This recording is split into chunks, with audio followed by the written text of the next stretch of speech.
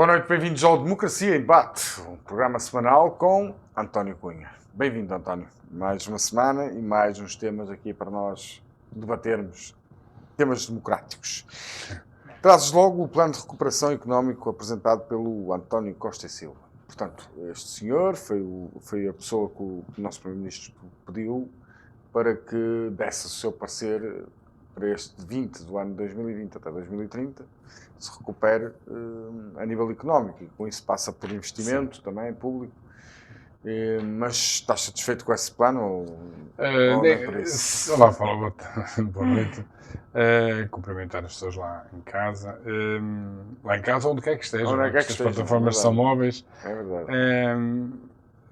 Pronto, efetivamente o Governo pediu ao gestor, gestor António Costa Silva, que apresentasse um plano de recuperação económica e social para a década de 2030. É estranho que é o coordenador para essa estratégia, em regime pro bono. Não é a primeira vez que isto acontece com António Costa, Primeiro-Ministro. E ele, na passada quinta-feira, portanto, após N reuniões, apresentou aos senhores ministros portanto, a sua primeira proposta, como já referiste, que é o tal documento, que são com 120 páginas. Não é muito denso, mas é longo, é extenso.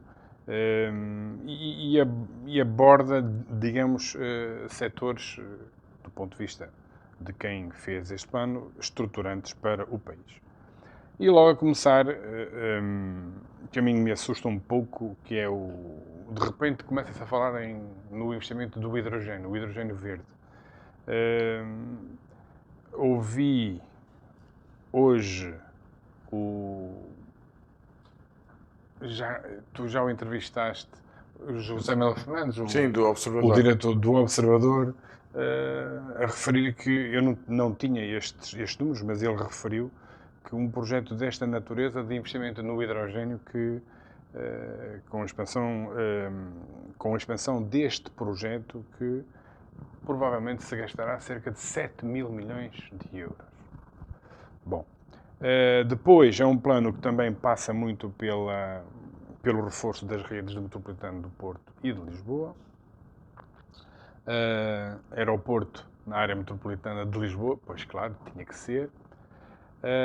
E o alargamento da competitividade do Porto de Sines e de outros portos nacionais. O de Sines tem, do meu ponto de vista, uma abordagem interessante, com ligação à ferrovia, como é óbvio, para Espanha, mas parece que também vai ser um terminal para se poder escoar, digamos, o lítio que é explorado em Trás-os-Montes. Portanto, há aqui alguma deslocação geográfica que eu, sinceramente, ainda não consegui perceber. Poderá haver alguma razão, mas serão razões que, do meu ponto de vista, contradizem um pouco aquilo que se pretende para a descarbonização. Ou seja, se ele vem de Trás-os-Montes, como é que nós vamos escoar esse material? É pela linha férrea que tem a chamada linha do Douro? É estranho, mas vamos ver como é que isso se irá desenvolver. Depois, uma ligação de alta velocidade entre Lisboa e Porto, e uma outra também com ligação Porto-Vigo, para se efetuarem aquelas chamadas amarrações, porque ali de Vigo haverá depois, em alta velocidade, a ligação a toda a Espanha e daí a toda a Europa.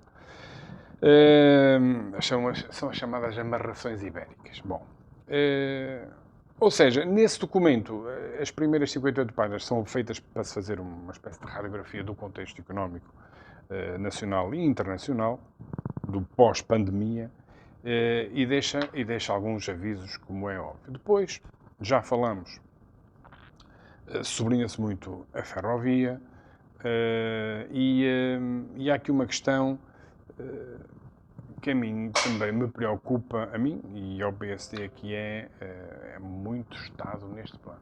Muito Estado. Numa primeira fase, muito Estado mesmo. Mas já lá irei. Portanto, ferrovia, aposta na ferrovia, reindustrialização.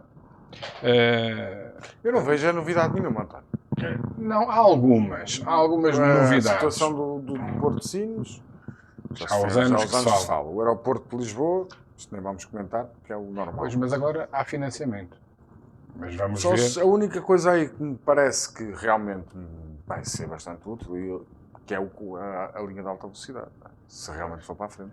Assim, eu lembro-me que o ano passado, a propósito das eleições legislativas, o PSD apresentou no seu plano uma ligação de alta velocidade. Depois viemos a verificar que não era bem de alta velocidade, era uma espécie de renovação da linha Porto-Lisboa com velocidade, mas não em formato, digamos, aquele que é conhecido como TGV, porque a diferença que há entre, por exemplo, uma linha que faça 220 km/h e uma linha que faça, e a partir daí já é alta velocidade mesmo, é uma diferença grande, e creio que na distância que separa Porto e Lisboa, os ganhos em termos de tempo não são assim tantos. Portanto, é preciso fazer esse investimento com alguma cautela, e era isso que o nosso programa eleitoral apontava. Apontava no sentido de se fazer o estudo, de se ver qual era a hipótese de, em termos de dinheiros públicos, se poderia investir ou não. Portanto, depois, relativamente à reindustrialização, já falamos também na produção do hidrogénio, que ainda não atingiu a tal maturidade comercial, mas é digamos, um sonho não, um dos objetivos de João Galamba, o secretário de Estado, e portanto é preciso vermos aqui como é que se vai investir nisto. E depois eu já vou fazer aí à frente a passagem para aquilo que me parece a mim. Depois tem também um plano que visa em particular o lítio, o nióbio, o tântalo e as terras raras para a exploração. Depois, pretende-se que este plano também, digamos, que faça surgir ainda mais a marca Portugal, na sua produção, na sua certificação de produtos e até mesmo das tais energias renováveis. Aponta também para uma reconversão industrial, portanto, aqui mais ligado à área da produção de veículos, automóveis. Agora eu pergunto-me, é evidente que nós temos cá uma auto-Europa, temos a indústria automóvel cá a produzir veículos comerciais e ligeiros. Comerciais ligeiros e pesados, mas também mais os ligeiros, os chamados automóveis, por exemplo, na auto-Europa. Agora, são empresas que não são de marca nossa, portanto, nós não temos cá uma marca de carros, uma marca de veículos portugueses. Portanto, e o que o plano pretende é que, a partir daí, conseguir dar o salto para o fabrico dos veículos no futuro. Eu não sei se ele se refere a veículos nossos, de fabricação própria, inteiramente portuguesa, mas se for por aí, acho que não sei se estaremos a ver bem as coisas, porque a indústria automóvel é altamente concorrencial. Nós temos a França, temos aqui a Espanha ao lado, temos a Alemanha, e agora a China também entrar aí no mercado, e a Coreia, exatamente, a Coreia e os japoneses. Depois, um outro ponto também importante, que é a recapitalização das empresas, que foram muito castigadas com a pandemia. A banca. Foram e são, claro. Exatamente. Eu estou-me a referir aqui ao passado e que estão e continuam a ser. Depois a banca, o plano aponta para que se continue o processo de reestruturação do sistema bancário português. Eu até me assusto a falar nisto. Depois, relativamente ao Estado,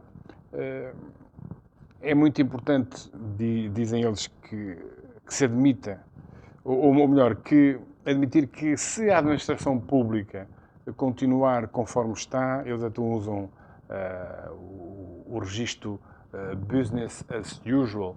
Portanto, ou seja, se as coisas continuarem como estão, dificilmente conseguirá a administração pública dar respostas para aquilo que aí vem, para aquilo que vamos encontrar. E, portanto, propõe-se também a criação de uma loja do cidadão para as empresas. Também já ouvimos isto.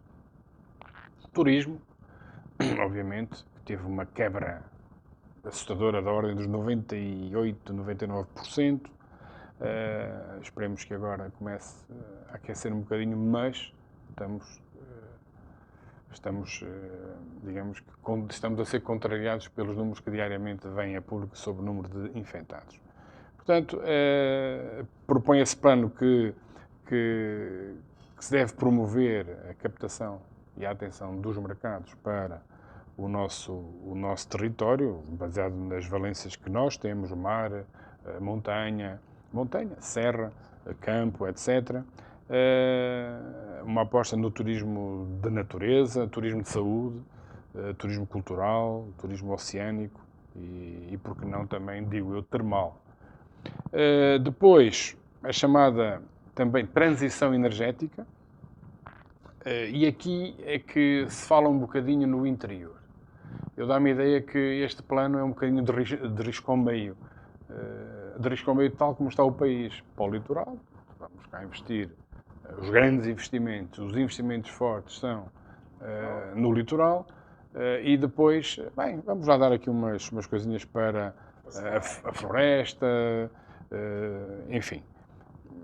Depois também, e a propósito disto, nós, a semana passada, houve uma conferência de imprensa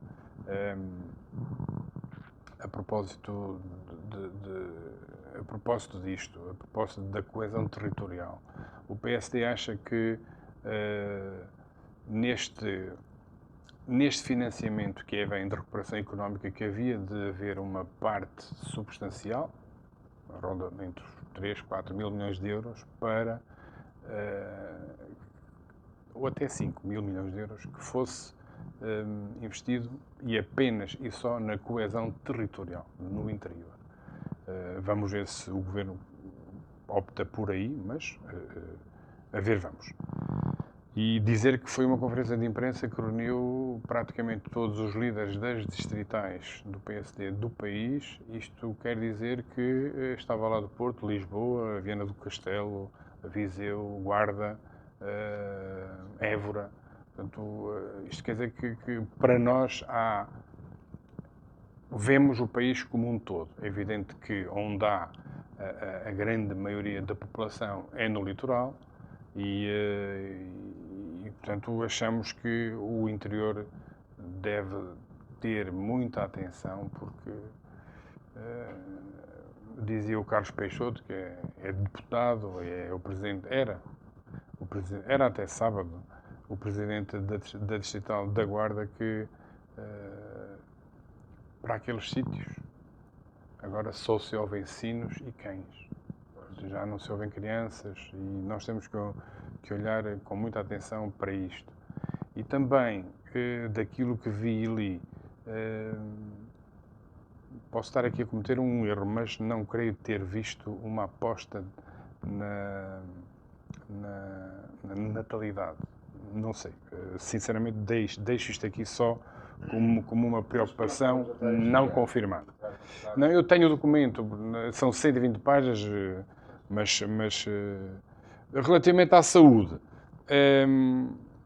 pretende-se concluir a rede do SNS, com o novo Hospital de Lisboa Oriental, o novo Hospital do Seixal, Évora, Algarve e a requalificação do parque e da tecnologia hospitalar e a ampliação da Rede Nacional de Cuidados Continuados. Isto, pronto, a Rede Nacional de Cuidados Continuados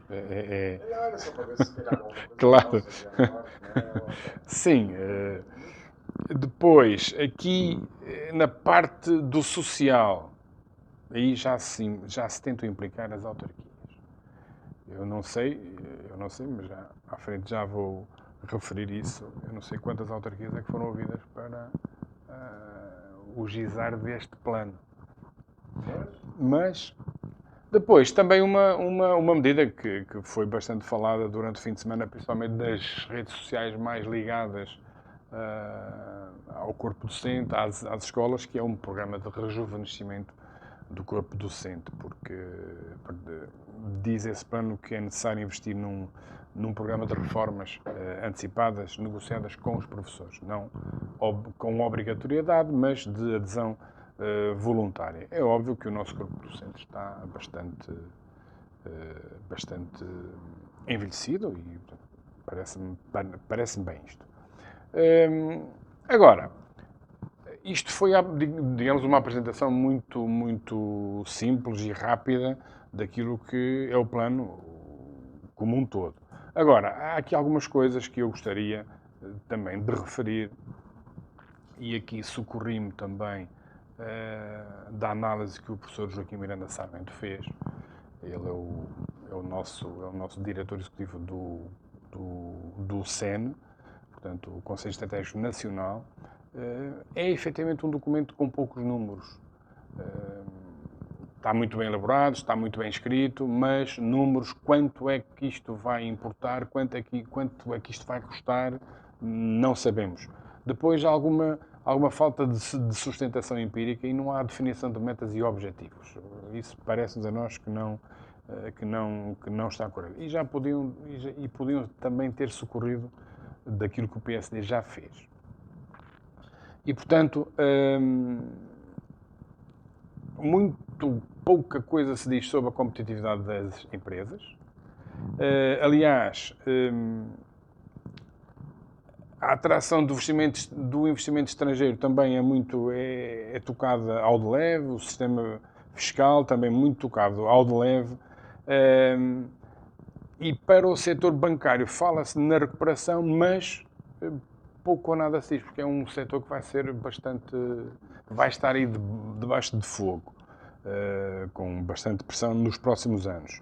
Agora, uma coisa é certa, isto tem aqui uma visão ideológica, isto é um plano que é feito por um governo que foi pedido por um governo socialista, e o que é facto é que é um plano que tem Estado e mais Estado. Portanto, investimento público e digamos que é uma espécie de pôr o Estado tudo a dirigir, a governar, e investimento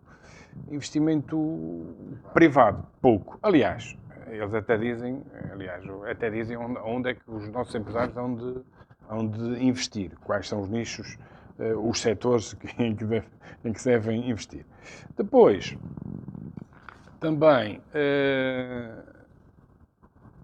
esta questão do muito investimento público sucede sempre com governos socialistas. Isto é uma receita já antiga, e relativamente às obras públicas também é preciso dizer que há umas semanas ficamos a saber que das empreitadas das obras públicas só cerca de 30% são realizadas por empresas nacionais. Ou seja, os outros 70% são empresas estrangeiras que vêm cá, fazem o serviço, são pagos e vão embora. Ou seja, se fossem empresas portuguesas, pode haver replicação de investimento. Não é o caso, parece. E depois, é evidente que é um programa que se baseia no investimento que aí vem. No investimento não, nas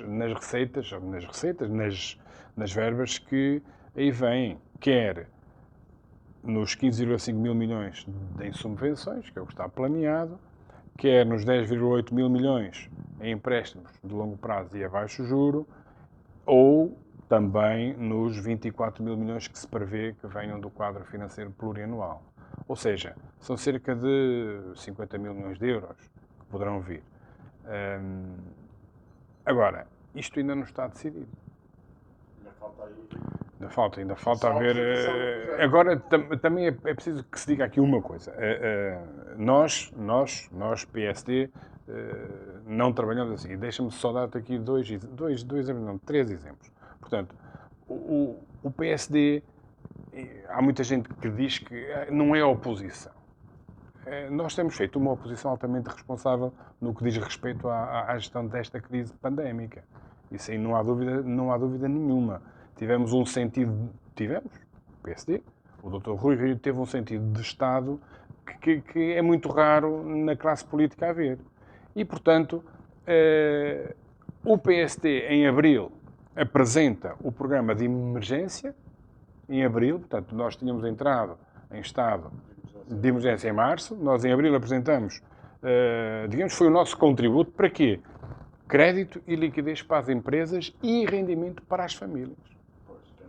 Exatamente. Depois, em junho, o que é que nós fizemos? O programa de recuperação económica para 2020-2022, já no curto prazo, que apresenta medidas viradas para as empresas, o investimento privado e as exportações.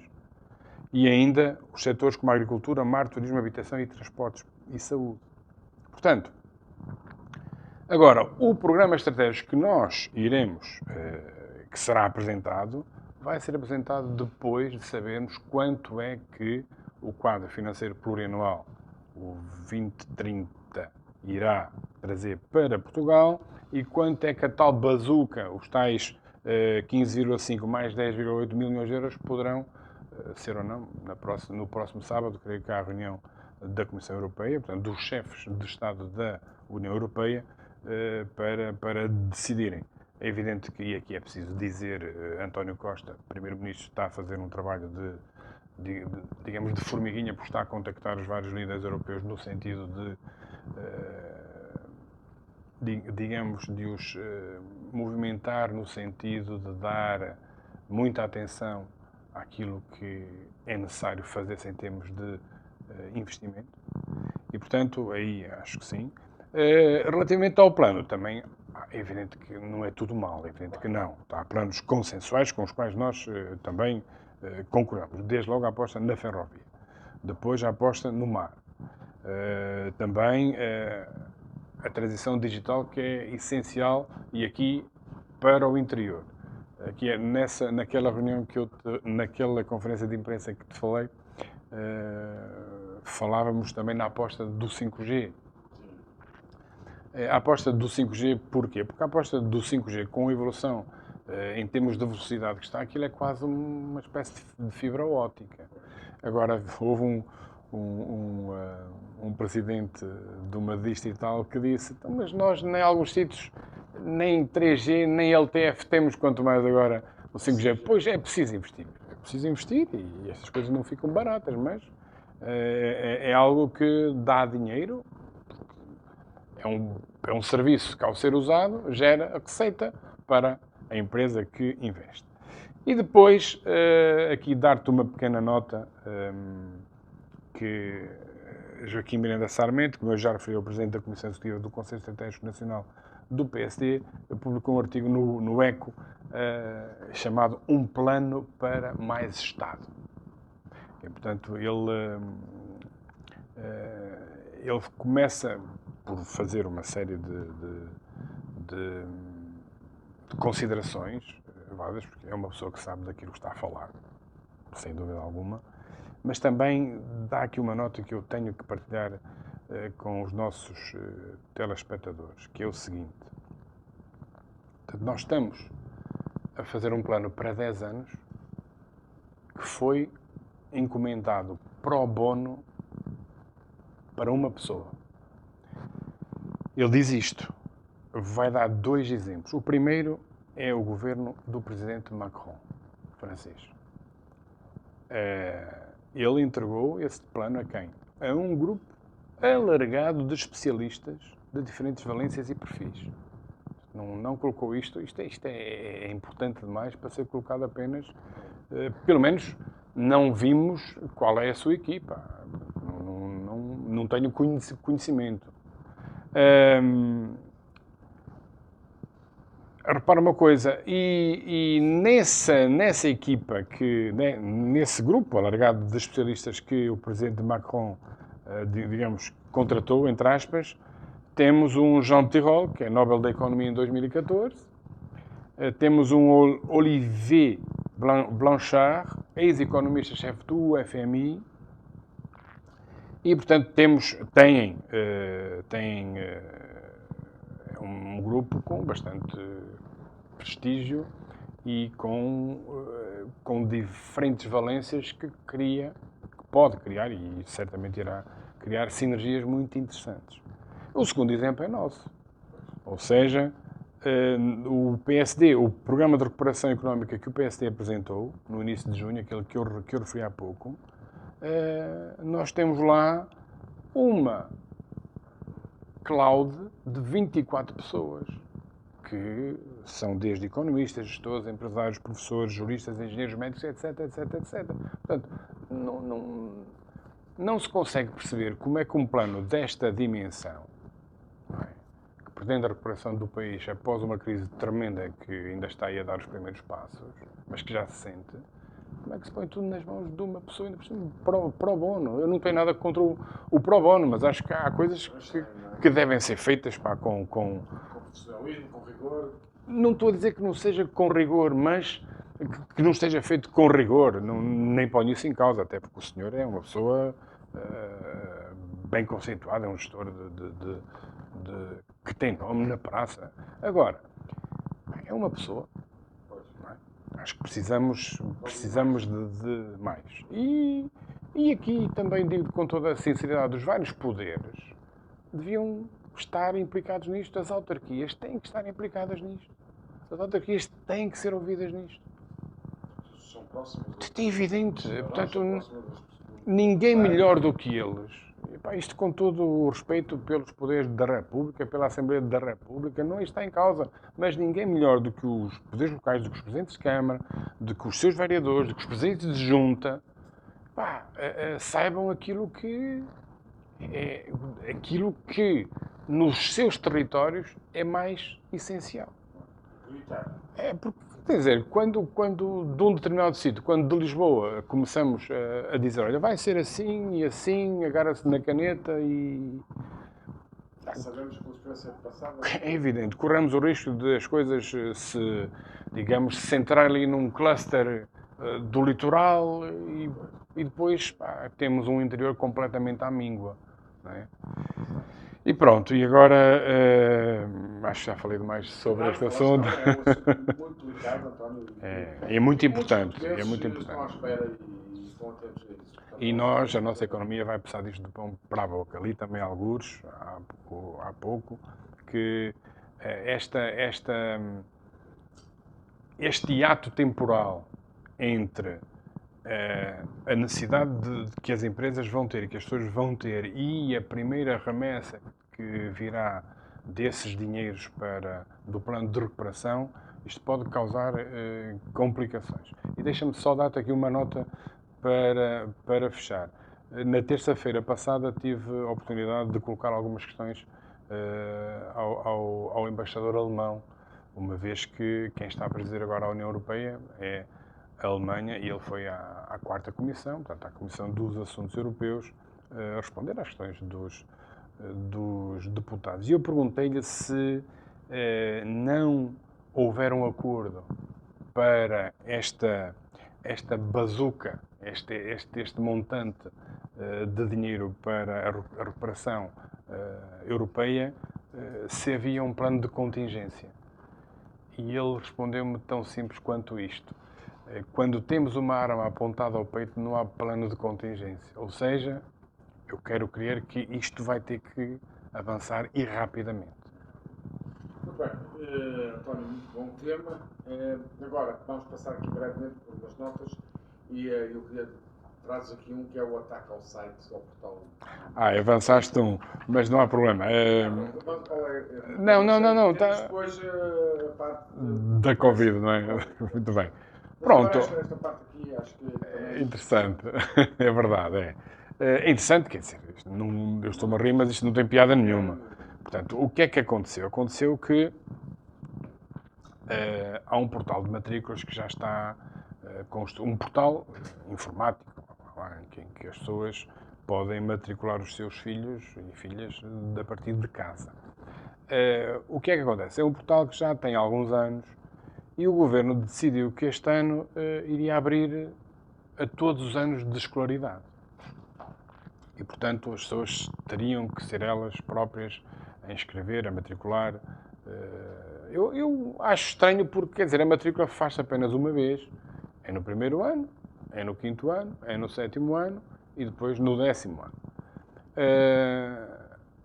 O decreto-lei, acho que é decreto-lei que regula as matrículas, diz, se não for decreto-lei, deve ser algum despacho normativo que não tenho agora presente de memória. Diz que nos anos não iniciais, que a inscrição, desde que o aluno esteja dentro da escolaridade obrigatória, que deve ser feita dentro daquilo que é a normalidade. Não é preciso o encarregado de educação nem deslocar-se à escola, nem tampouco ficar em sua casa a fazer as mesmas. Mas o que é que acontece? Acontece é que, ao ter-se aberto a todos os níveis de ensino e anos de escolaridade, o que aconteceu foi que o sistema não crashou, mas tornou-se demasiado lento. E o que é que acontecia? Acontecia que havia encarregados de educação que passavam 1-2 horas para efetuar uma matrícula ou uma inscrição no ano para o qual o seu filho teria transitado. Ora bem, perante isto, o Ministério recuou e disse que afinal não, só eram precisos fazer a matrícula ou a inscrição apenas nos anos iniciais de ciclo, 5º, 7º e 10º ano.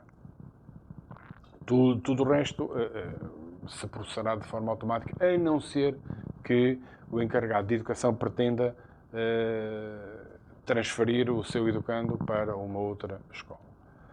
Ora bem, isto alertou a Ordem dos Engenheiros Técnicos. Para quê? Em que eles alertam para a necessidade de regulamentar este tipo de atividades. E dizem o quê? E já vem alertando isto há bastante tempo, que o Estado não deveria adjudicar projetos a entidades cujo responsável técnico não seja engenheiro técnico ou engenheiro. Ou seja, o que é que eu saliento daqui? Bastante amadorismo nisto. Então, um portal de matrículas que se deveria servir toda a população, digamos que a população estudantil, os seus encarregados de educação, não está de acordo com as normas que deveria ter. Isso, para mim, é estranho. Porquê? Porque, pelo menos desde 2018, que o Ministério da Educação organiza, e bem, um evento chamado Gestec Edu, que é da responsabilidade do Instituto de Gestão Financeira da Educação e que aponta e aborda temas sempre como a gestão e a tecnologia e tem tido temáticas muito interessantes. E mais me espanta ainda quando esse evento, o Gestec Edu, pretende promover a importância de uma gestão eficiente, adaptada às mudanças, etc, etc, etc, quando tem como principais patrocinadores 2 gigantes como a Fujitsu e a Oracle, como nós dizemos, portanto, são 2 gigantes de produção, quer de hardware e de software. Como é que se cai numa argolada destas, passa a expressão, em que não se prevê que aquele portal não estava dimensionado para receber tanta gente? É evidente que, diz o Ministério, que houve um ataque informático. Se calhar houve, não ponho isso em causa. Mas são coisas que devem ser antecipadas. Porque houve pessoas que estiveram horas, mas houve escolas, eu conheço uma, que se predispôs a colocar assistentes operacionais, a dar apoio aos encarregados de educação, fizeram-se marcações, planeou-se uma marcação com 4 balcões de atendimento e que se previa que as matrículas durassem em média 10 a 15 minutos, mas qual é o espanto quando às vezes era uma hora e tal, e não era impossível. E havendo os pais na fila a desesperar. Isto é terrível.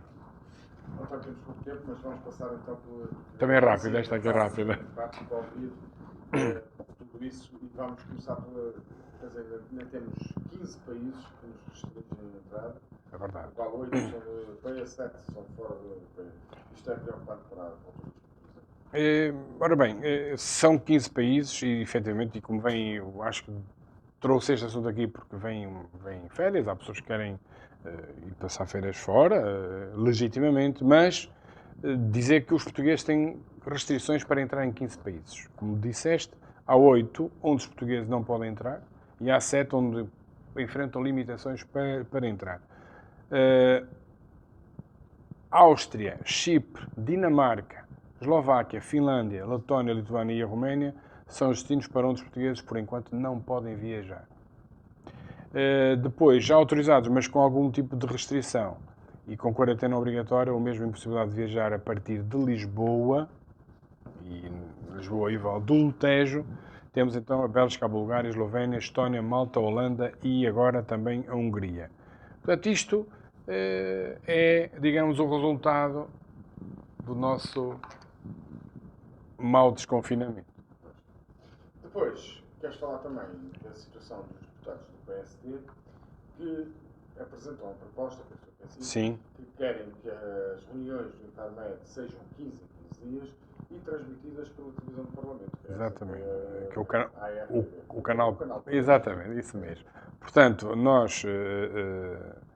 Isto porquê? Isto porque nós achamos que o modelo de informação adotado até aqui está esgotado. Portanto, as reuniões do Infarmed, aquele modelo estava fechado sobre si próprio, com gente altamente capacitada lá, com o Sr. Presidente da República. Fiquei a saber ontem que, afinal, os Conselhos de Estado também tinham acesso à reunião por videoconferência, mas pronto, achamos que com aquilo que se prevê que aí venha, o PSD, portanto, pretende que a partir do início da próxima sessão legislativa e com a periodicidade quinzenal e com a duração indeterminada, ou seja, enquanto for necessário, que as reuniões subordinadas a esta temática da situação epidemiológica relativamente à Covid-19 sejam, digamos, públicas através do canal Parlamento. E por isso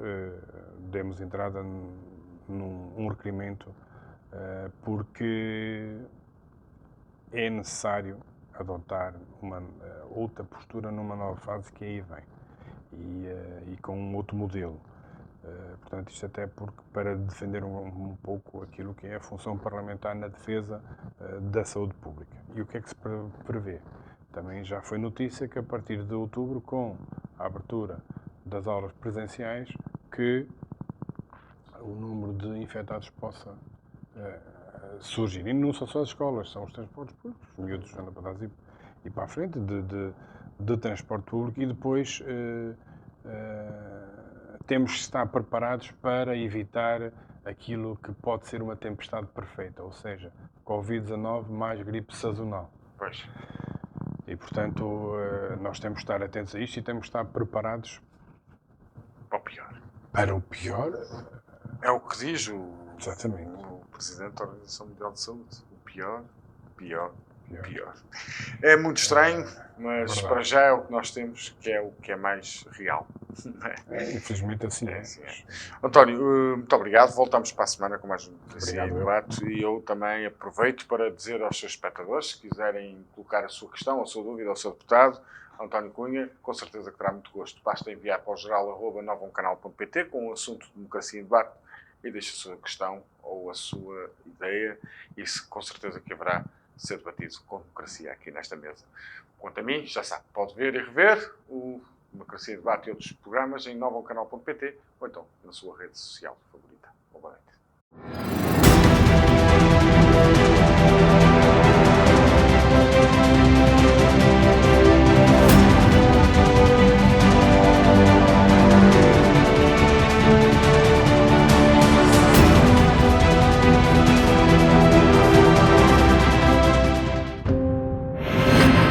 Novum Canal.